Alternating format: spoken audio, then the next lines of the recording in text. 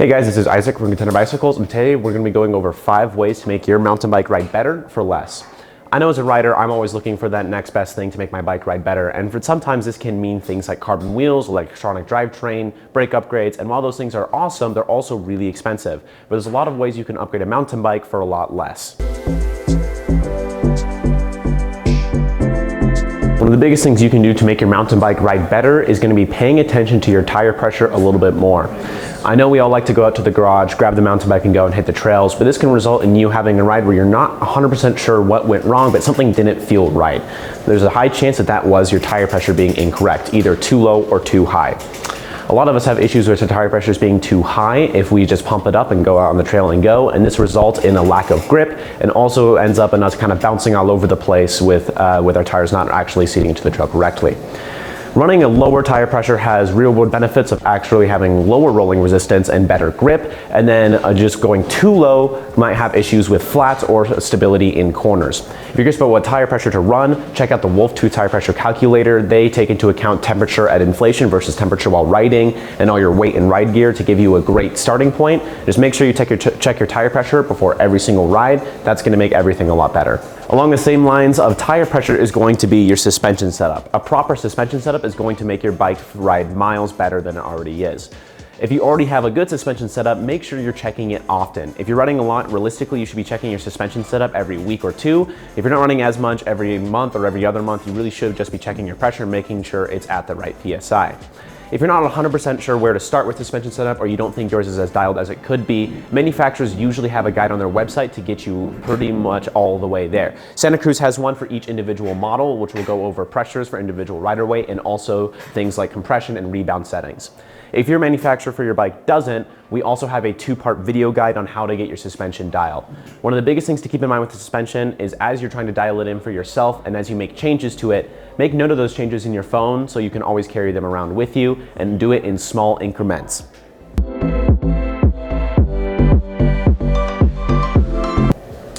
When it comes to consumables on your bike, a lot of people are very aware and pay attention to things like tire wear or chain wear, but there's a lot of consumables that are overlooked. When you're descending on a mountain bike, there are only 2 things connecting you to the bike, and that is your grips and pedals. And these are things that are often overlooked as they wear. Grips are a big one here, and as grips wear, people tend to forget about replacing them. But a new pair of grip has reduced vibration, much better grip, you tend to slip less, and you feel better while you're descending. They can make a bike feel almost brand new. Make sure you're keeping on top of this. I am super guilty of this. I never replace my grips when I should be, but a new pair of grips really do help, as they are one of the only things connecting you to your bike while descending.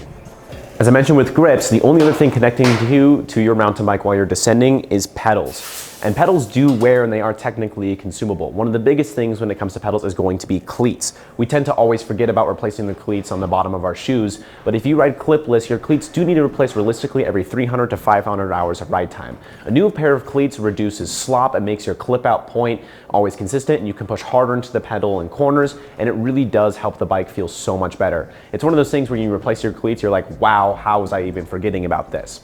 On the same line with pedals, pedals bearings can wear as well. If it's a rebuildable pedal, you should be rebuilding your pedal as soon as the spindle has some play in it. If it doesn't, when you develop a lot of play in your spindle, you should be replacing those pedals as well, as that's the only other thing besides grips connecting you to your bike while you're descending. It's a big deal.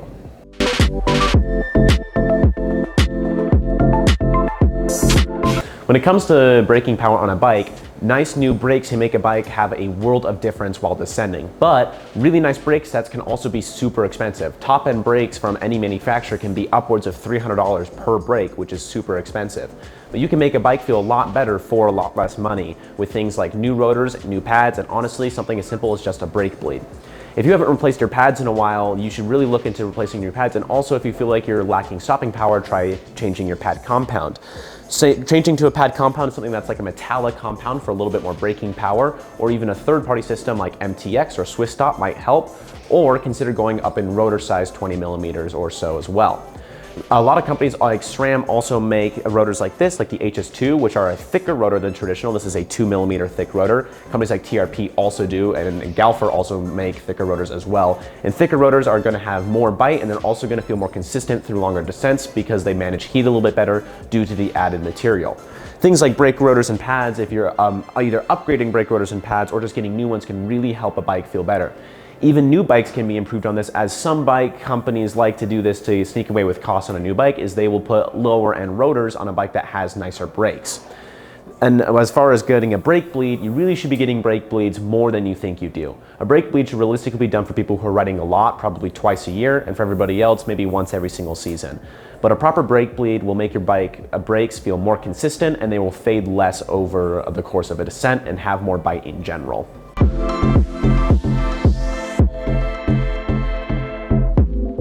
A lot of what we've been talking about here today has either been about dialing in your old setup or just replacing worn parts. This is our first true upgrade in the list, and that is a carbon fiber handlebar. Regardless if you have an alloy frame or a carbon frame or anything else on the bike, a carbon fiber handlebar really does make a bike ride better.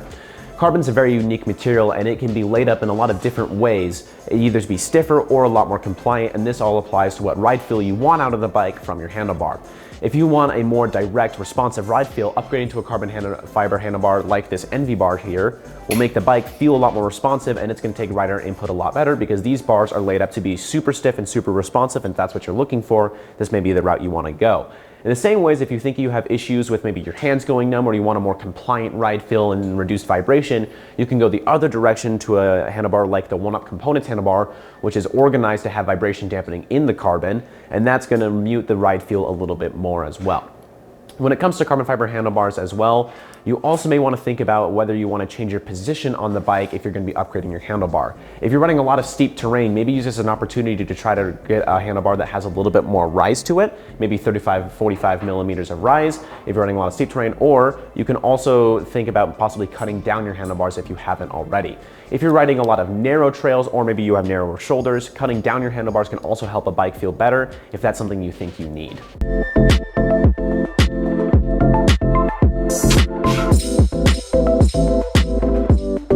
Probably one of my favorite and one of the best upgrades you can do to any bike, which truly does make a bike feel better, is going to be tires. Regardless of the kind of bike you ride, new tires, especially in a better casing, can truly help the bike feel better. If you're riding a bike that's over 150 or 160 millimeters of travel, going up to a tire with a thicker casing, like in the Maxxis lineup, they have the double down and downhill casings, or going to a grippier compound truly does help improve grip and also improve the support you're getting from the tire, which can make the bike feel miles better.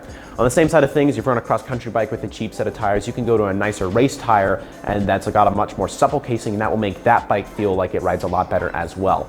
Some of my favorite tire upgrades on bigger travel bikes is going to be the new Schwalbe radial tire casing tires like the Albert, or going to something like the Continental Crit Total or the Maxxis Assegai on bigger travel bikes, or on cross-country bikes trying out something like the Pirelli XCRC or a Maxxis Aspen in the 120 TPI casings can truly make those bikes feel quite a bit better.